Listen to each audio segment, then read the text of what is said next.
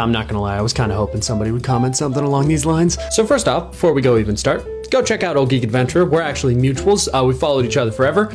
We don't agree on almost anything, but at the same time, I really like seeing his opinions on stuff. He's been following me for a while. He comments on stuff all the time. So I want to respond to this. Now, first, when I was on Twitter, I made a tweet about how the subplot of Mission to Mars with Don Cheadle was basically the plot of Martian, but they wouldn't give that to a black man. They give it to a white boy. And Don Cheadle liked it. So first I had that. Then I did a tweet about Paul Feig, who, one of the creators of Freaks and Geeks and director of Bridesmaids. I don't remember what I said, but he liked it. Steve Rude has liked the post I did, and he follows me here. But now, true greatness, a video response from Panda Redd. Now, of course, we love Panda Redd. I've said this many, many times. You should be following him. He did a video about how he was uneasy with the fact that Superboy Prime was now going to be one of the lead in the Superman books because Superman is now missing post-KO. And it's because Superboy Prime put the super in supervillain during Infinite Crisis. He killed 55 Green Lanterns, killed a couple of Titans, maimed another one, and the cherry on top, he beat the original Golden Age Superman to death. So he was a bit uneasy with the idea of that redemption. And of course, I had to poke fun at him because he loves because he loves Jason Todd. And I said, "Oh, really? We want to talk about giving murderers redemption?" But yeah, he wanted someone to do that so we can make that video. So touche, sir. He goes on to talk about Jason Todd's redemption or lack thereof. And now he actually has a problem with the fact that there's been no real redemption story. So you go watch that video. And here we're going to talk about how Superboy Prime is currently getting a redemption arc and why it may not be enough. Hint, this may be why. Now, the origins of Superboy Prime go back to the Silver Age. So the Silver Age began when Gardner Fox, who co-created the original Flash, Jay Garrick, created Barry Allen with Carmine Infantino. And when he had the original Flash meet the new Flash, he created the whole idea of an Earth 1, Earth 2, and he would later create the whole idea of a crisis. So a lot of what you read today goes back to Gardner Fox. Now, in the story where Barry Allen meets Jay Garrick, he tells Jay Garrick he used to read Flash comics as a kid. And the writer, Gardner Fox, said that stories came to him through dreams. And so this was established. Now, in 1974, writer Cary Bates established that there was an Earth called Earth Prime where there was only stories, where everything that happened in the DC universe was written by them on Earth Prime. Now, Earth Prime, our Earth, obviously has some superheroes. Had one named Ultra. He didn't fit in here, and the Justice League saw that. They were visiting tourism, and they take him back to Earth 1, and he's never really been seen since. But in DC Comics Presents number 87, Superman is mourning Kara's death, and he's just kind of raging at the universe in pain. And so he doesn't notice that the Superman Revenge Squad comes up on him and attacks him and transports him to the Earth Prime universe. You know how he knows it's the Earth Prime universe? Because he sees New York City where Gotham should be, which conflicts the famous game that said Gotham is in New Jersey. And he doesn't see Metropolis anywhere. Anyway, on Earth Prime is a Superboy. Well, not yet. On Earth Prime, there is a boy named Clark Kent, who is from the planet of Krypton. There is a Krypton in the Earth Prime universe, and the sun is going to explode, and Jor-El tells the council, and they believe him. But he gets caught up in bureaucracy, and he's like, I'm not waiting on these fools. So he builds a transporter, and he transports his son to Earth. Jordan and Laura are about to follow, but a council member who suspected something followed him and jumped into the transporter and either killed himself or was sent to Earth in a plot line that never got resolved. Anyway, Kal-El of Earth is found by Naomi and Jerry Kent. Yeah, and they know that they're Kents because when she says she wants to name her son Clark, Jerome is like, no, he's gonna get picked on. She's like, look, I was gonna name my son Clark no matter what before I knew I married a Kent. And he mentions he had a friend in college named named Pete Moss. So during his life, he's very aware of the fact that he's named for a world famous comic book character. People make jokes about the fact that when he gets hurt, he bleeds. Oh, Superboy bleeds and so forth. And he actually gets a girlfriend named Lori. And on Halloween, she wears a mermaid costume. And they joke about this. They're walking along the beach, and suddenly he says, I feel like I could fly. And he jumps up. Doesn't go anywhere. Second time, he jumps up, and that's when he runs into Superman. Now, the point of this is that Superman, of course, takes it upon himself to try and teach him how to use his powers, how to be a hero. So this is kind of a soothing balm for him, who's mourning Kara, because he once did it for Supergirl. Now he's doing it for Superboy.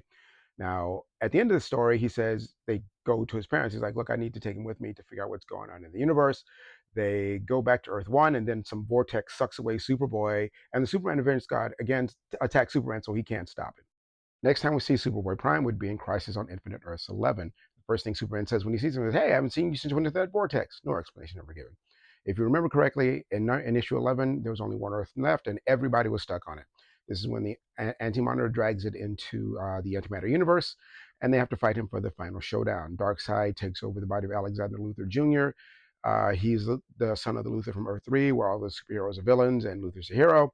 And he, hits at the Anti-Monitor, apparently not taking him out. And so now Alexander Luthor's got to open up a portal to get Earth back, and that's all he can do for the moment. He can't do anything else. And so, of course, the Anti-Monitor comes back, and he strikes down the Golden Age Wonder Woman of Earth 2. This sends Superman into a frenzy. He's like, no, I'm staying. I'm going to take him out. And Lady Quark's like, I'm staying with you. And this is when OG, original Superman, knocks them both out and gives them to Superboy Prime and says, no, take them out. I will stay behind and take this guy down. So he's carrying them out to the portal, and he looks back and he sees him by himself. And he's like, I can't do this. My world is gone too, so I'm going to stay with him and fight. So he throws Superman and Lady Thor through the portal and goes back, and the two of them face off. Anti-Monitor. They wind up defeating him, and of course, and in his death, he's created an antimatter wave, and it's going to kill them both. But they are resigned to it because they fought the good fight to save everybody. And this is when Alexander Luthor appears and he says, "Look, I got another place I can take you." And I saved Lois because I knew all the Earths were going to disappear, and we'll all go there together. And Mark Wolfman, when he wrote it, he said he wanted to have original Superman, Lois, and Superboy Prime be kind of like a little family. Okay, so the place that all of them went to was Limbo, and it drives all of them crazy because what they can do is they can see what's going on the Earth, and to them it's all gone bad. You see Superman die, you see Batman get his back broken, you see Robin beaten to death, you see Hal Jordan go crazy and kill everybody. They're like, no, no, no. And when I say it drove all of them crazy, he's with the plan. The plan is to reboot the universe and have Earth 2 come back as the primary place. And he goes to Batman. It's like, you can help me. It's like, we can make it a better place. And, it'll be good. And Batman says, what about those people? They'll die. It's like, no, they'll be reformed into. They're going to die because not everyone on Earth 1 has a counterpart on Earth 2. They're just going to cease to exist. But the turning point is when Batman says, what about Dick Grayson? Is he better in your world than he is here? And he goes, no, he's not. Yes, Bruce's love of Dick Grayson. Yeah. And that's when he whips out a kryptonite ring to take him down. But it of course, doesn't work on him. It's a different dimension. And I can't stress, they all went crazy. They were all willing to sacrifice their lives to save the universe, but Limbo drove them all crazy. He was part of it too.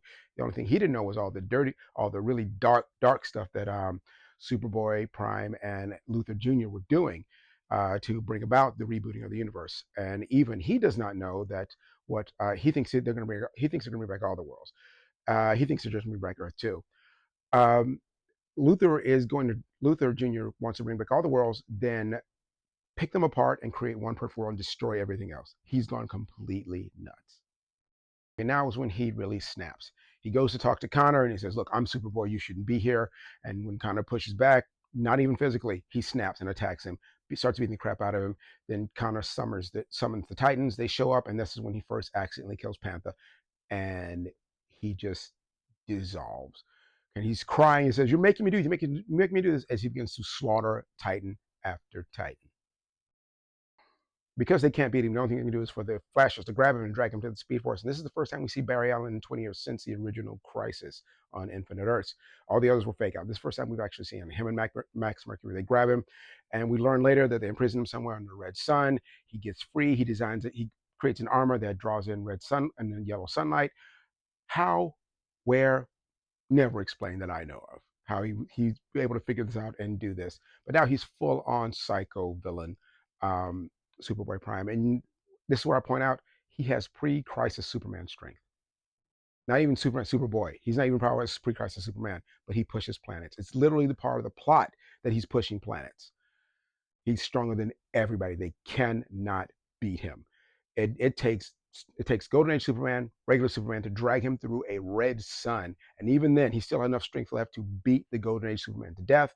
And Superman gets in 1-2 punches to knock him out before he himself collapses.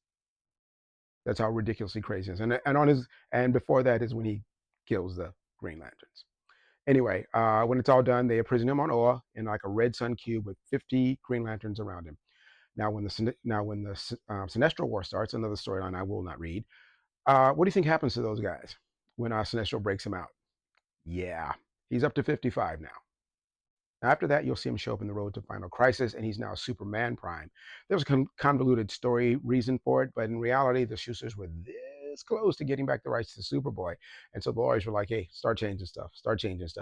But they made a settlement, and you see he goes back to becoming Superboy Prime in time for Final Crisis, the Legion of Three Worlds, where he is to fight the Legion of Three Worlds. Up until this point, Superboy Prime has been trying to find where Earth Prime has been recreated in the multiverse. But for some reason, he's given that up, and now he's the Time Trapper, I'll explain, and he wants to write Superman out of the timeline so he could be the only Superman. I don't know why he's crazy now. But Brainiac surmises that the Time Trapper is actually just a sentient timeline and just assumes various identities. And that's why I remember once it was Cosmic Boy. And so that's what's going on here. And he's so powerful. Superman says, "Look, we need to redeem him," because he's remembering the kid who fought with him in Final Crisis. And he says, "Look, Limbo drove him crazy."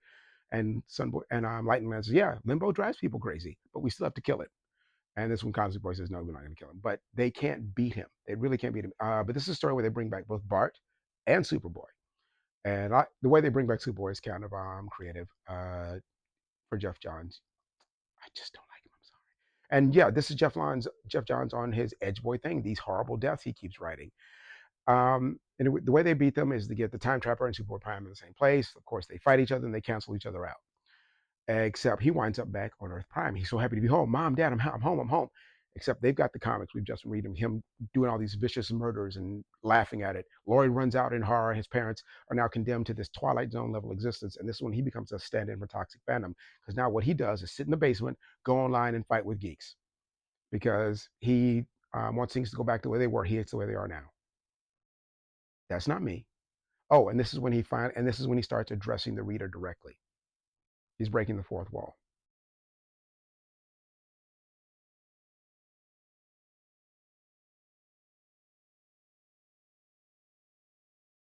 This concept gets kicked up to the stratosphere in the Blackest Night story that has him in it. I read the first issue of that. It felt like an outline that no one finished, so I didn't read anymore. But in this, all the people he's killed, minus the 56 Green Lanterns, 55 before 56 when he kills Ron Vidar in Legion of Three Worlds, all of them come after him, and they are and the head one is Luther Jr. And he's saying everyone hates you. Look online, all the people hate you. You're horrible, and you know why. And this forces him to come to grips with who he is and what he's done. He does hate himself. He hates what he did. He hates what he's become, and he wants to be better.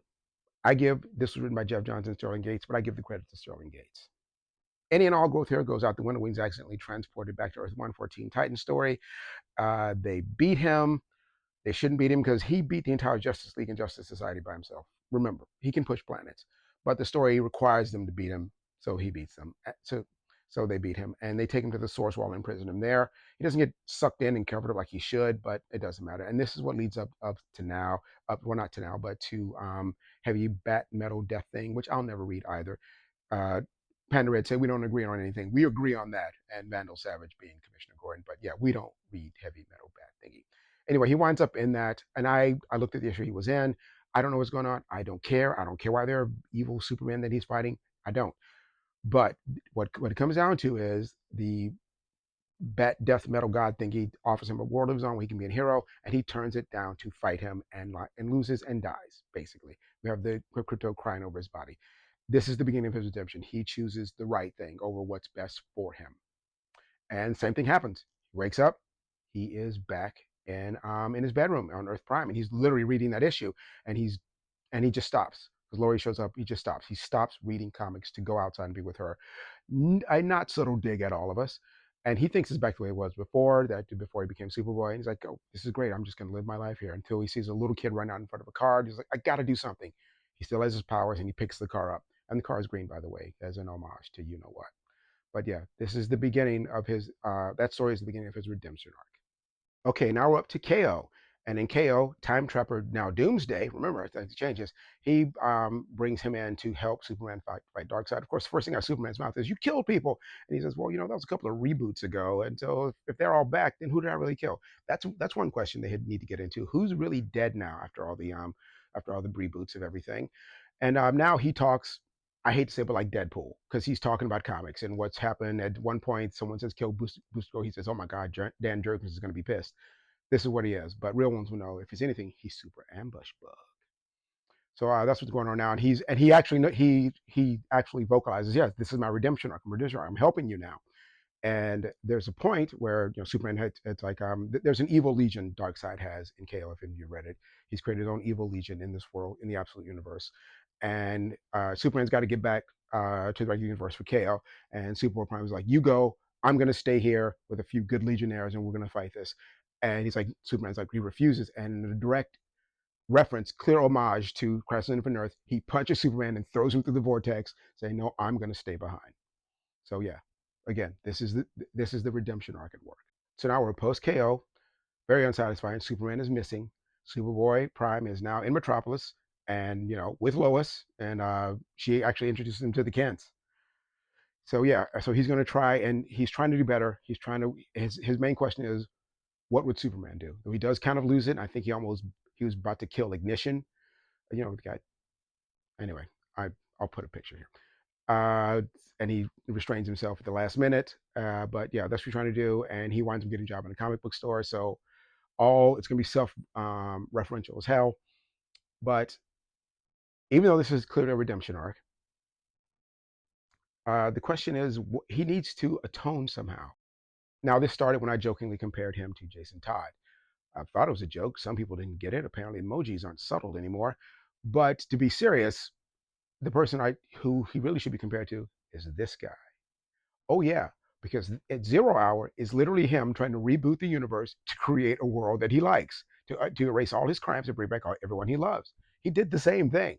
He also killed a bunch of lanterns, which I think is really funny how they continuously reference it in the comics. They'll say, "Hey, this," when they talk about how many lanterns he's killed. They say, "Not that many since Hal Jordan." They think, "No, no, it was Parallax." Parallax is like booze. He just lets you be who you really are. Why would Parallax want to reboot the universe for Hal Jordan? It was Hal Jordan.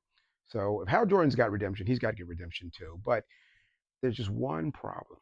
He beat the original Golden Age Superman to death. He beat him to death. How do you come back from this? How do you come back from killing this guy? You can say so many of the other people came back once the universe was rebooted. What about this guy? What about this guy?